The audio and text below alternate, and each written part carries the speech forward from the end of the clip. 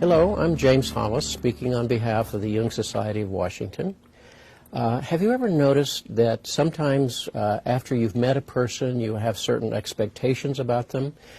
They actually turn out quite differently. Maybe they're nicer. Maybe they're less problematic than you thought they were at first, or you begin to see them in a different light.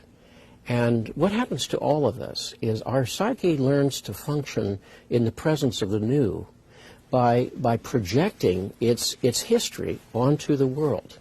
So if we've had experiences of betrayal and abuse, for example, we might very well be distrustful, maybe even distrustful of everyone. Or we might feel that we have to sort of take care of them, or we have to sort of fix things and make them all right. Now, those are projections. Now, a projection is an unconscious mechanism, so I don't know I've done it. And a projection occurs because something has been triggered in my psyche, in my psychological history.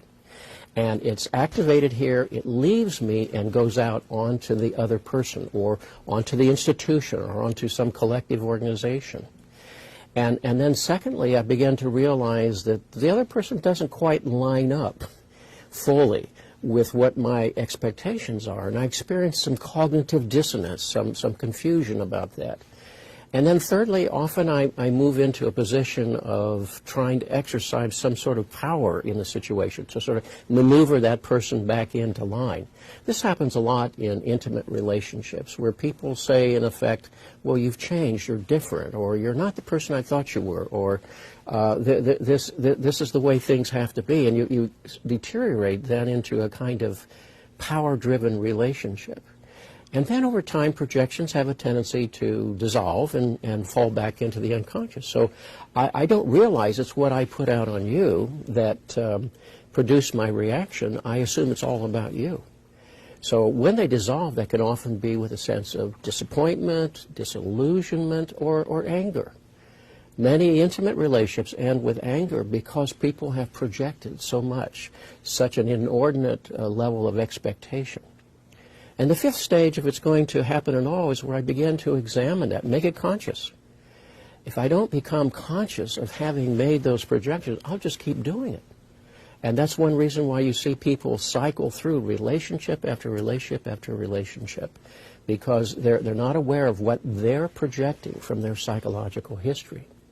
That's why a person can even sort of attract or be drawn to a person that repeats the painful parts of their history, because they're projecting out there their undeveloped sense of themselves and self-worth and self-respect and personal healing, and therefore they're looking for someone to somehow fit into that old and familiar slot.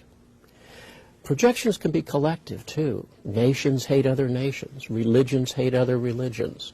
Ethnic groups have exhibited a history of conflict. Those are projections.